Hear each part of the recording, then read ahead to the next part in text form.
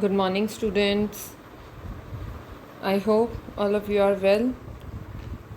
In the previous video, I have discussed with you the basic concepts related with the national income. We have discussed what is national income accounting and why it is used. So, in today's video, we are going to discuss value addition method of national income. I have already discussed with you students that there are three methods of uh, calculation of national income. Value addition method is one of them, right? So in today's video we are going to discuss the value addition method. Value addition method is also called the product method. First of all, what is value? Value is something which can be measured in terms of monetary terms, right? So value added method of measuring national income is also called the product method or industrial origin method. ठीक है. If we discuss a definition, then value method or product method is that method which measures the national income by estimating the contribution of each producing enterprise to production in the domestic territory of country in an accounting year. But इसमें क्या होगा कि हम वो method find out करेंगे product method में, इस तरह का मेथड जिसमें हम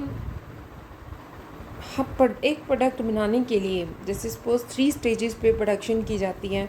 पहले स्टेज 1 में से एक प्रोडक्ट निकलता है, फिर स्टेज 2 में जाता है, स्टेज 2 से निकलता है, स्टेज 3 में जाता है. हर स्टेज पे कुछ ना कुछ वैल्यू एडिशन होती है.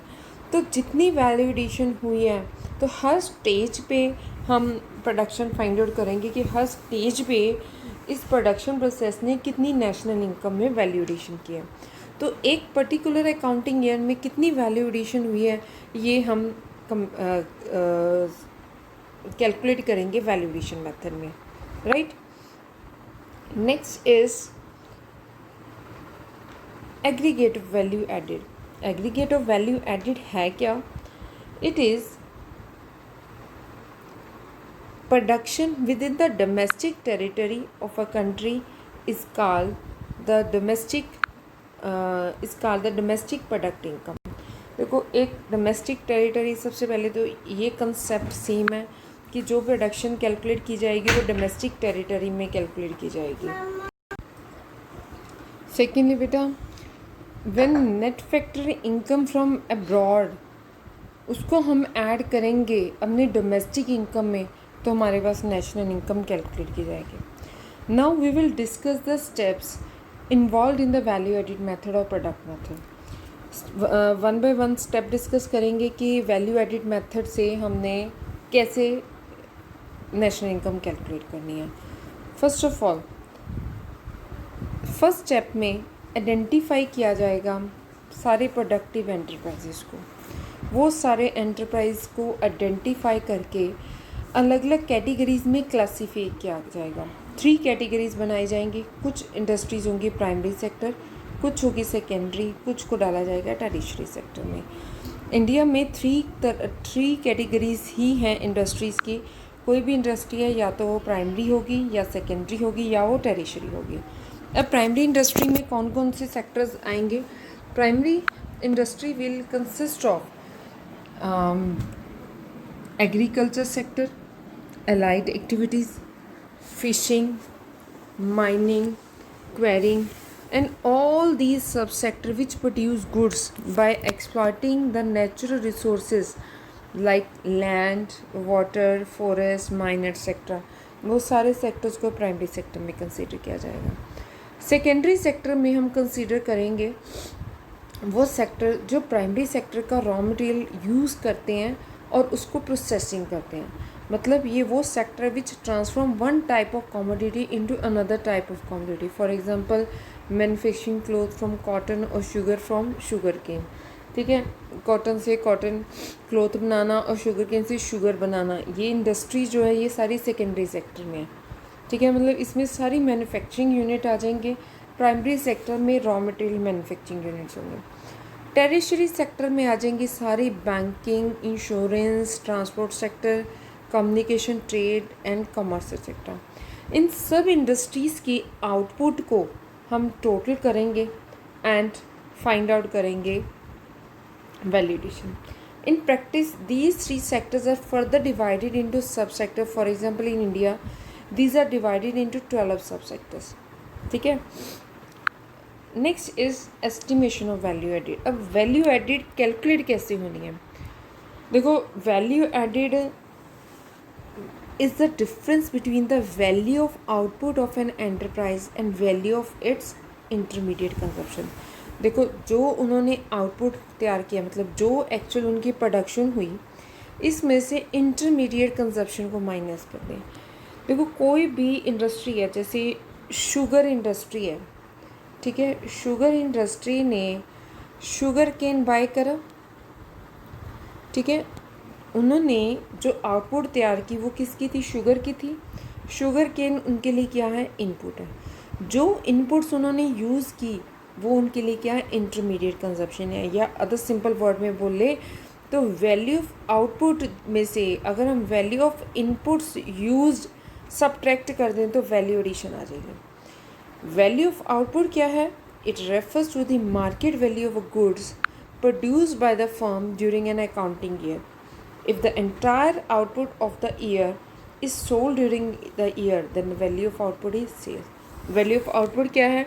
जो गुड्स हमने पूरे साल में बनाई हैं, ठीक है, अगर हम सारे के सारे गुड्स को सेल कर दिया तो जो हमारी सेल्स हैं वो हमारी वैल्यू ऑफ आउटपुट बन जाएगी। So value of output is sales if entire output of the year is sold. If some output remain unsold then it is added to the firm's inventory stock. अगर कुछ inventory unsold रह जाए तो उसको inventory stock में add कर दिया जाएगा। So it is express as a change in stock. In such a situation value of output is measured by the sum total of sales during the year and change in stock during the year. तो अगर तो देखो simple है, अगर तो हमारी सारी की सारी आउटपुट सेल हो गई हैं तो जो टोटल सेल है वही हमारी आउटपुट है। अगर हमारी सेल चेंज नहीं हुई है तो हम क्या सारी की सारी आउटपुट सेल नहीं हुई है तो हम क्या करेंगे? सेल्स में ऐड करेंगे change in stock. Change in stock क्या होता है? Opening minus closing stock. If some output remain unsold during the year तो हम change in stock find out करेंगे। Change in stock is difference between the opening and closing stock. Now ये concept clear है आपको? What is intermediate consumption? Intermediate consumption क्या होती है? जो भी रॉ मटेरियल हम यूज़ करते हैं प्रोडक्शन के लिए। चेंज इन स्टॉक क्या होता है? It is the difference between the closing stock of the accounting year and the opening stock, ठीक है। So change in stock is change. देखो बेटे, ये जो ट्राइंगल आपको नज़र आ रही है ना, ये ट्राइंगल का मतलब होता है चेंज कमर्शियल लैंग्वेज में। तो ये जो ट्राइंग आपने इकोनॉमिक्स में लास्ट ईयर भी पढ़ा होगा, इलास्टिसिटी और डिमांड में, दैट ट्राइंगल डिनोट चेंज। तो change in stock means closing stock minus opening stock. तो जो उसका डिफरेंस है वो हम सेल्स में ऐड करेंगे तो हमारी वैल्यू ऑफ आउटपुट निकल आएगी। क्लियर है बेटा? Now value added is of the following type. Gross value added at market price. Gross value added is क्या है? Is the difference between the value of output and value of intermediate goods. Gross domestic value added is equal to the gross domestic product at market price. देखो सबसे पहले हमने question में क्या find out करना है? Gross value added at market price. देखो market price पे अगर value gross value added find out करनी है तो हमारा जो टारगेट रहेगा बेटे वैल्यू एडेड फाइंड आउट करने के लिए वो किस चीज़ पे रहेगा कि हम gross value added find out करें। हमने क्या करना है? Gross value added find out करनी है। ग्रॉस वैल्यू एडिट कैसे फाइंड आउट करेंगे? अगर तो देखो दो सिचुएशन होंगी। अगर तो आपकी सारी की सारी आउटपुट सेल हो गई है देन वैल्यू ऑफ आउटपुट जो होगी वो क्या होगी? It will be value addition will be sales. अगर आपकी सारी की सारी आउटपुट सेल नहीं हुई है तो हम क्या करेंगे? सेल में ऐड कर देंगे चेंज इन स्टॉक, ठीक है। तो चेंज इन स्टॉक जब ऐड कर देंगे वो हमारी वैल्यू ऑफ आउटपुट हो जाएगी, ठीक है। अगर आपको क्वेश्चन में इंटरमीडिएट कंजप्शन गिवन है तो इंटरमीडिएट कंजप्शन को हम वैल्यू ऑफ आउटपुट में से सब्ट्रैक्ट कर देंगे, वो हमारी वैल्यू ऑफ एडिशन आ जाएगी। अब उसके बाद अगर ये बोल दें कि net value added at market price find out करो या net value added factor cost find out करो, ये हमारे लिए सिंपल है। देखो gross value added at market price हमने फाइंड आउट कर लिया, उसके बाद नेट वैल्यू एडेड कैसे फाइंड आउट करेंगे? हाँ जी, एनी आइडिया? ग्रॉस से जब नेट की तरफ आना है, दोनों मार्केट प्राइस हैं, तो हम क्या करेंगे? सिंपली डेप्रिसिएशन सब्ट्रैक्ट कर देंगे। So net value added at market price, the difference between the gross value added at market price and the depreciation, और डेप्रिसिएशन का दूसरा नाम क्या होता है? Consumption of fix capital. मतलब फिक्स कैपिटल की जो कंजप्शन है, मतलब जो यूजेज है, उसी को डेप्रिसिएशन बोलते हैं। वो माइनस कर दे ग्रॉस वैल्यू एडेड में से, तो हमारी net value added at market price निकल आएगी। अब अगर आपको पूछ लिया जाए कि net value added factor cost find out करो, then how we will find out? Net value added at factor cost is, और net domestic income is the difference between the value added at market price and the net indirect taxes। मतलब factor cost पे find out करना है, net value added find out कर लिया, अब उसमें से इनडायरेक्ट टैक्सेस माइनस कर दो तो एनडीपी एट फैक्टर कॉस्ट आ जाएगा। क्लियर है? एक इलस्ट्रेशन है, देखो फार्मर्स है। सबसे पहले फार्मर्स किस सेक्टर पे आ जाएंगे? एग्रीकल्चर सेक्टर में आ गए। उसने आउटपुट तैयार करी 600 रुपये की, ठीक है, उसकी 600 रुपये की आउटपुट थी। उसकी इंटरमीडिएट कंजप्शन हुई, मतलब उसने 200 रुपये का रॉ मटेरियल यूज़ करा, तो उसकी वैल्यू एडिशन कितनी हुई? 400 रुपये की हुई, ठीक है। अब फ्लोर मिल वाले ने वो आउटपुट परचेज़ कर ली, मान लो सारा का सारा जो फार्मर की आउटपुट थी वो फ्लोर मिल ने परचेज़ कर ली, तो 600 रुपये की उसने इंटरमीडिएट कंजप्शन करी, और जो उसने फ्लोर तैयार करा उसकी मार्केट प्राइस है 800 रुपये, तो उसकी वैल्यू एडिशन हम कितनी उठाएंगे? 200 रुपये उठाएंगे। अब फ्लोर मिल ने जो फ्लोर तैयार करा उसको बेकिंग इंडस्ट्री ने बाय कर लिया। बेकिंग इंडस्ट्री ने उसको बाय करा 800 रुपये का था, उसको जब बेकिंग इंडस्ट्री ने परचेस करा तो 1000 रुपये की आउटपुट तैयार होगी। अब 1000 माइनस 800, 200 रुपये की वैल्यू एडिशन इन लोगों ने कर दी। फर्दर शॉपकीपर ने बेकिंग इंडस्ट्री के बिस्किट परचेज कर लिए 1000 रुपये में, देखिए उसने 1000 रुपये की कंजप्शन करी, 200 रुपये का उसने अपना प्रॉफिट कमाया, उसने कोई प्रोसेसिंग नहीं करी, हालांकि उसने 1200 रुपये में वो सारा सामान बेच दिया, 200 रुपये की वैल्यू एडिशन उसने कर दी। अब अगर हम कहें कि क्या 1200 रुपये आपकी वैल्यू ऑफ आउटपुट है, देन 1200 रुपये वैल्यू ऑफ आउटपुट नहीं है। हमारी वैल्यू ऑफ आउटपुट क्या है? ये वेरियस स्टेजेस में जितनी वैल्यू एडिशन हुई है 1000 रुपये की, ये दिस इज़ वैल्यू एडेड, ठीक है। हमने यहाँ तक पहुँचना है। क्लियर है बेटा? यहाँ तक हम कैसे पहुँचेंगे? हर स्टेज पे वैल्यू एडिशन फाइंड आउट करेंगे। At every stage of production कितनी वैल्यू एडिशन हुई है उसका टोटल करेंगे, तो हमारे पास वैल्यू एडिशन आ जाएगा। अब देखो गवर्नमेंट के लिए पॉसिबल नहीं है कि गवर्नमेंट ट्रेस करे कि एक फार्मर का जो रॉ मटेरियल है, वीट है, वो कहाँ कहाँ पे पहुँचा। गवर्नमेंट ने सिंपली इंडस्ट्रीज़ के ऊपर छोड़ देना है कि आप हमें बताओ कि आपने कितनी आउटपुट तैयार करी और कितनी इनपुट थी। तो जो उनकी आउटपुट थी, उस आउटपुट में से उन्होंने जो इनपुट कॉस्ट एक फर्म उनको बताती है वो सब्ट्रैक्ट करेंगे, और जो डिफरेंस होएगा वो उनके लिए वैल्यू एडिशन है। वो वैल्यू एडिशन गवर्नमेंट ने अपने पास नोट कर लेनी है, ठीक है। सो जो वैल्यू एडिशन हुई है उसे हम क्या बोलेंगे? Gross value added by all the producing enterprises within the domestic territory of a country during an accounting year, ठीक है। ये जो 1000 रुपये हमने फाइंड आउट करा है, ये 1000 क्या है? हमने GDP at market price find out करा है, क्योंकि हमने सेल प्राइस उठाया ना, वैल्यू ऑफ आउटपुट उठाई है, then it is value added at market price. Clear है बेटे? नाउ अब उसके बाद हमारे लिए क्वेश्चन बिल्कुल सिंपल हो जाएगा, कुछ भी नहीं है इसमें। हमारे पास क्या है? जीडीपी एट मार्केट प्राइस है, उसमें से हमने डेप्रिसिएशन माइनस कर दिया तो हमारे पास एनडीपी एट मार्केट प्राइस आ जाएगा। अगर अब इसमें से नेट इनडायरेक्ट टैक्सेस माइनस कर दे तो हमारे पास क्या आ जाएगा? एनडीपी एट फैक्टर कॉस्ट आ जाएगा। अब अगर इसमें हम net factor income from abroad add कर दें तो हमारे पास क्या आ जाएगा? नेशनल इनकम आ जाएगी। क्लियर है?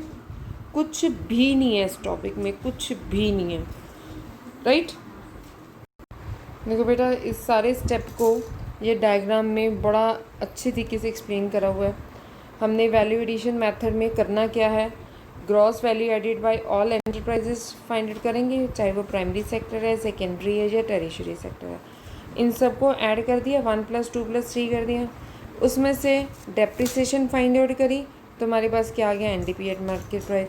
अब उसमें से एनडीपी एट मार्केट प्राइस में से नेट इनडायरेक्ट टैक्स माइनस करा तो एनडीपी एट फैक्टर कॉस्ट आ गया। अब एनडीपी एट फैक्टर कॉस्ट में net factor income from abroad add कर देंगे तो हमारे पास क्या आ जाएगा, एनएनपी एट फैक्टर कॉस्ट यानी कि नेशनल इनकम। क्लियर है? ठीक है जी, okay. Now there are certain precautions regarding the value added method और प्रोडक्ट मैथड। ये प्रिकॉशंस हमें ध्यान में रखनी पड़ेंगी। वो क्या है? सबसे पहले value of sale and purchase of second hand good is not included in the value added. Simple सी बात है कि जो वैल्यू एडिशन जब हमने फाइंड आउट करना है तो इसमें सेकेंड हैंड इंडस्ट्री जो है उसको बिल्कुल इग्नोर करके चला जाएगा, because value of second hand good is already accounted for during the year when they are produce. क्योंकि इनकी जो बेटे वैल्यू है वो प्रोडक्शन में इंक्लूड हो गई थी। फॉर एग्ज़ाम्पल एक मारुति कार है, ठीक है, मारुति कंपनी ने बेची उसको 2 लाख रुपीज़ में, मैंने 2 लाख रुपए में ख़रीद ली, ठीक है। 5 साल उसको यूज़ करके मैंने सेकेंड हैंड मार्केट में उसको 1,20,000 में बेच दिया। अब ये 1,20,000 तो मेरे पास आया ना, क्या ये 1,20,000 की मारुति कंपनी को कोई फ़र्क पड़ा? नहीं पड़ा ना। बाहर के बाहर सेल होगी, 1,20,000 पे मैंने बेचा, मैंने ये बेच दी कार, किसी और बंदे ने खरीद ली। जो सेकेंड हैंड गुड्स सेल करने से कभी भी किसी भी फर्म की वैल्यू एडिशन नहीं होती है।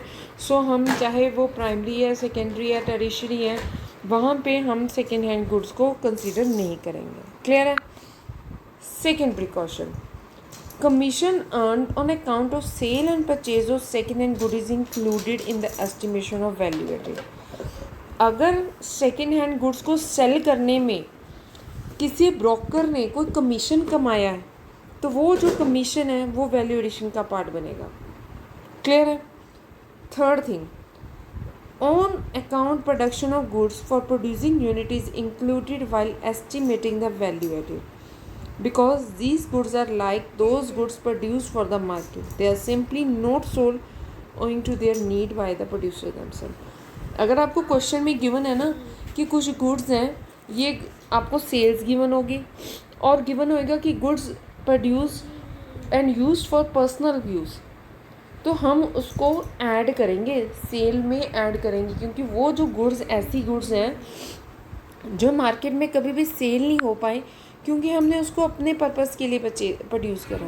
अब उसके लिए इनपुट्स भी यूज़ हुई हैं, उसके ऊपर वैल्यू एडिशन भी हुई, सब कुछ हुआ, बस डिफरेंस ये है कि वो कभी मार्केट में सेल नहीं हो पाई, बट हम उसको वैल्यू एडिशन का पार्ट मानते हुए जो गुड्स हमने पर्सनल पर्पस के लिए यूज़ करी हैं उसको ऐड करेंगे।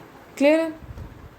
Next fourth precaution is value of intermediate good is not included in the estimation of value added, because value of intermediate good is already included in the value of final goods। देखो जो final goods हैं उसमें already intermediate goods की value included है, तो हम intermediate goods की value को कभी भी इंक्लूड नहीं करेंगे, मतलब उसको करेंगे एक्सक्लूड। अगर आपको इंटरमीडिएट गुड्स गिवन है तो उसकी वैल्यू को हम क्या करेंगे, डिडक्ट करेंगे फ्रॉम द आउटपुट। क्लियर है? Okay. Next, included value of production for self consumption is included.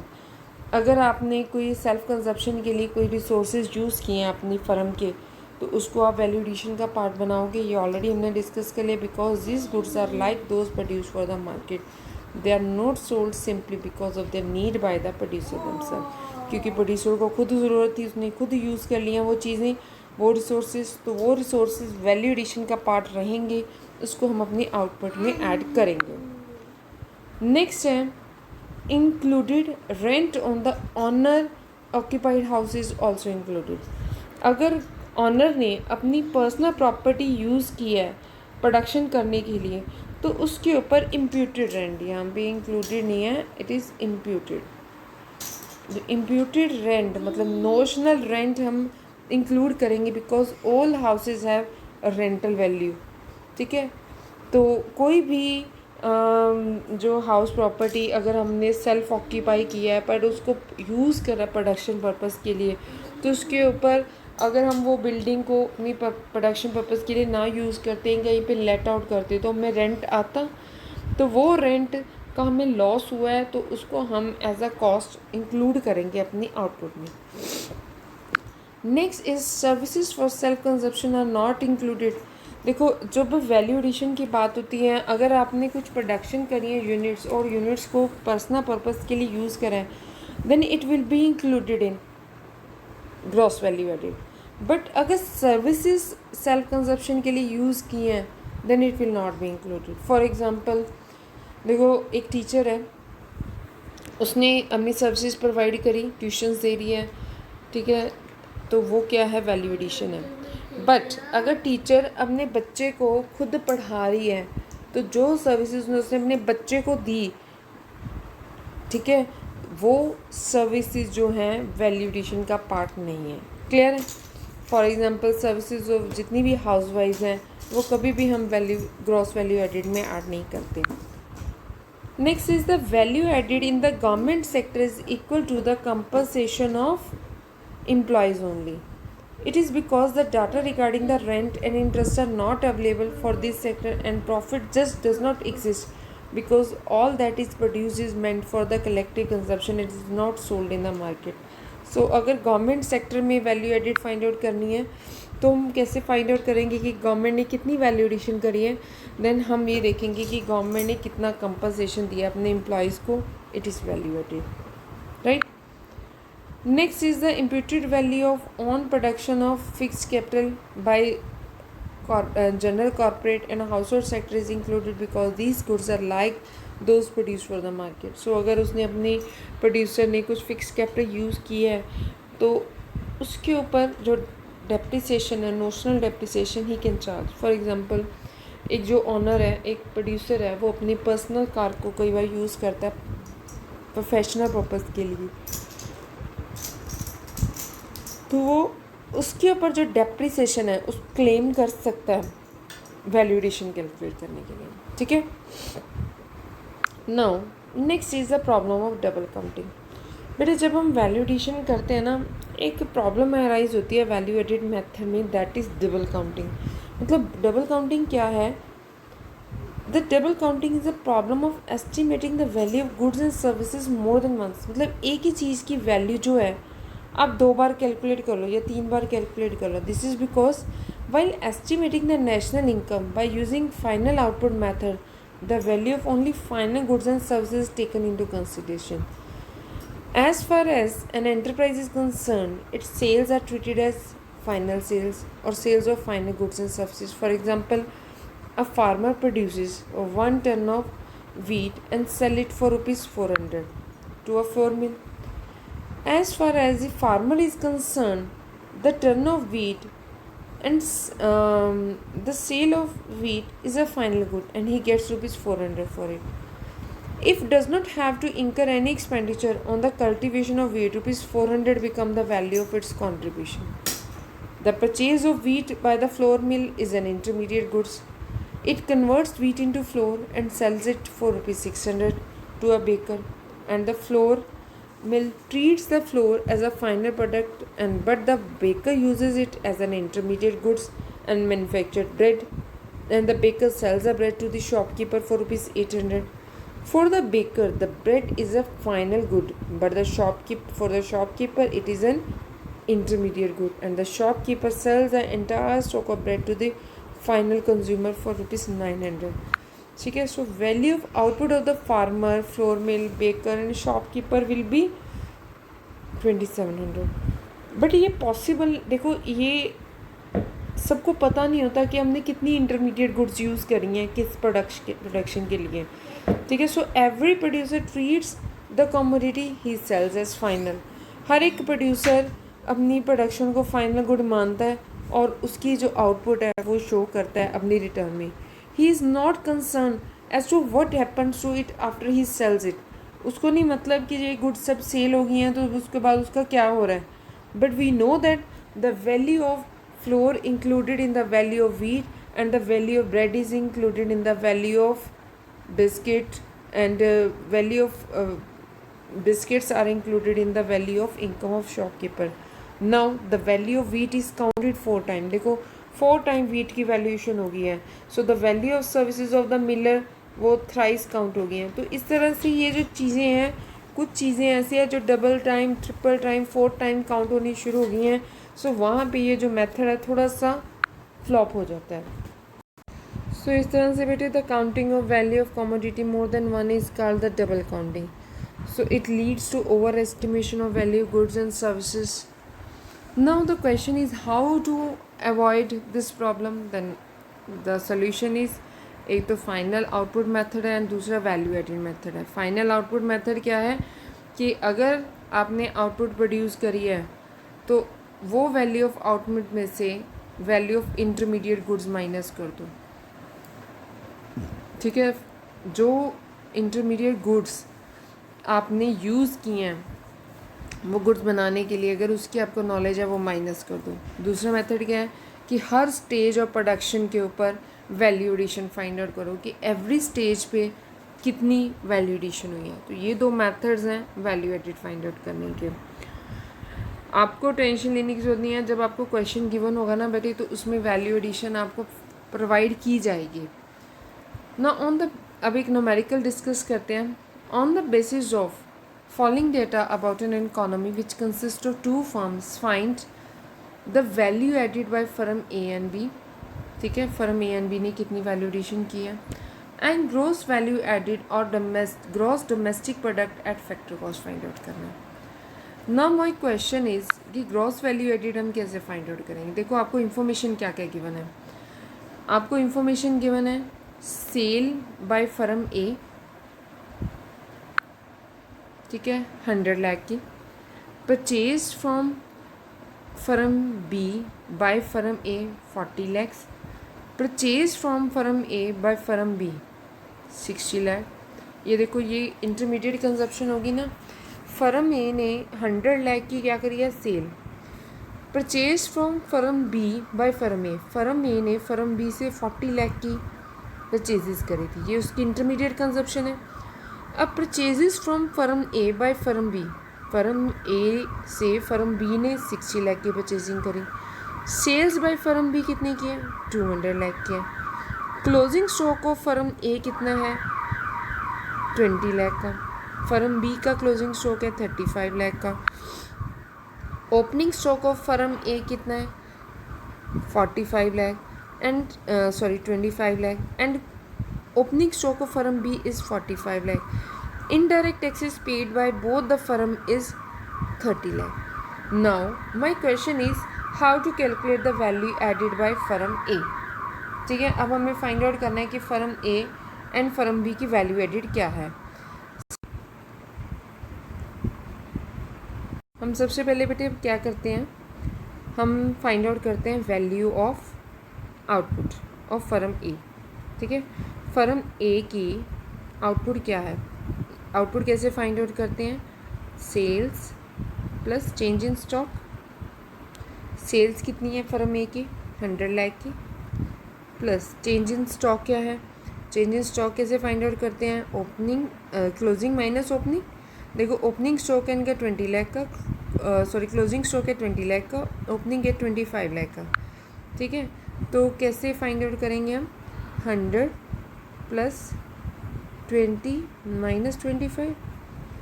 ये क्या है, क्लोजिंग स्टॉक, ये है ओपनिंग स्टॉक, ये है सेल्स। तो 100 ये -5 हो जाना, 95 लाख। 95 लैक्स की है फर्म ए की आउटपुट। अब फर्म ए ने कुछ इनपुट्स भी यूज़ करी हैं, हम वैल्यू एडिशन कैसे फाइंड आउट करेंगे। नेक्स्ट फर्स्ट स्टेप में हमने क्या करा है, value of output find out करिए। सेकेंड स्टेज में हम फाइंड आउट करेंगे वैल्यू ऑफ इनपुट। हाँ जी, वैल्यू ऑफ इनपुट,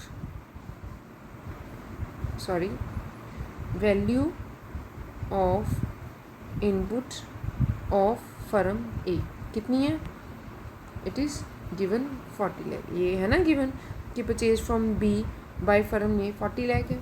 अब हम क्या करेंगे, फाइंड आउट करेंगे value added by firm A. क्या है, इनकी देखो इनपुट्स थी 40 लाख की, आउटपुट निकली थी 95 minus 40 lakh, it is 55 lakh. 55 lakhs is value added by firm A. ऐसे ही हमने फर्म बी की वैल्यू एडिड फाइंड आउट करनी है। फर्म बी की वैल्यू एडिड क्या है? फर्म बी की वैल्यू देखो, सेल क्या है 200 लाख, ठीक है। फर्म बी ने 200 लाख की सेल करी, प्लस इनका चेंज इन स्टॉक देखिए क्या है। देखो क्लोजिंग स्टॉक है फर्म बी का 35 लाख का, ओपनिंग स्टॉक देखिए ज़रा, opening stock is 45 lakh, 200 plus 35 minus 45, then it will be 190 lakhs. अब फर्म बी की बात कर रहे हैं ना, अब इन्होंने इनपुट्स क्या यूज़ करी हैं, यहाँ पे गिवन है ना कि फ़र्म ए से फ़र्म बी ने परचेजिंग करी है 60 लाख की, तो ये हम माइनस कर देंगे इनपुट्स, तो 130 लैक्स की क्या हो गई है, इनकी वैल्यू एडिशन हो गई है। ये देखो फ़र्म ए की वैल्यू एडिशन थी 55 लाख एंड फ़र्म बी के 130 लाख, इन्होंने डायरेक्ट कर रखे हैं। आप आई विल सजेस्ट कि आप इसको स्टेप बाय स्टेप करो, ठीक है। तो फर्स्ट आपको क्वेश्चन पूछा गया था कि फाइंड आउट करो value added by firm A and B. Second हमें क्या फाइंड आउट करना है, ग्रॉस वैल्यू एडिड और gross domestic product at factor cost. Gross value added का मतलब होता है बेटे जीडीपी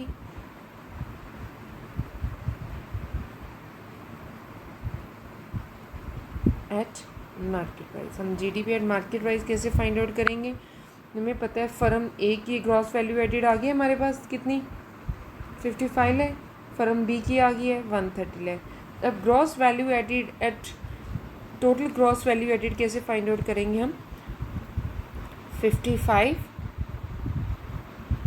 प्लस 130 कितनी होगी 185 लैक्स, ठीक है। This is gross value added. अब हमें फाइंड आउट करनी है gross domestic product at factor cost. Gross domestic product at factor cost कैसे फाइंड आउट करेंगे, देखो हमने फाइंड आउट करी थी 185 लाख की क्या है जीडीपी एट मार्केट प्राइस। अब इसमें से हमने क्या करना है, इनडायरेक्ट टैक्सेस माइनस करने हैं। इनडायरेक्ट टैक्सेस आपको क्वेश्चन में गिवन है 30 लाख, ये माइनस कर देंगे, देन 150 लैक्स का क्या आ जाएगा आपके पास gross value at gross domestic product at factor cost. तो ये बेटे एक न्यूमेरिकल है, इसके बाद और भी न्यूमेरिकल है। So I will send you one PDF file of these numericals so that you would be able to solve these questions, ठीक है। Okay students, so this is all about for today's class. Thank you so much.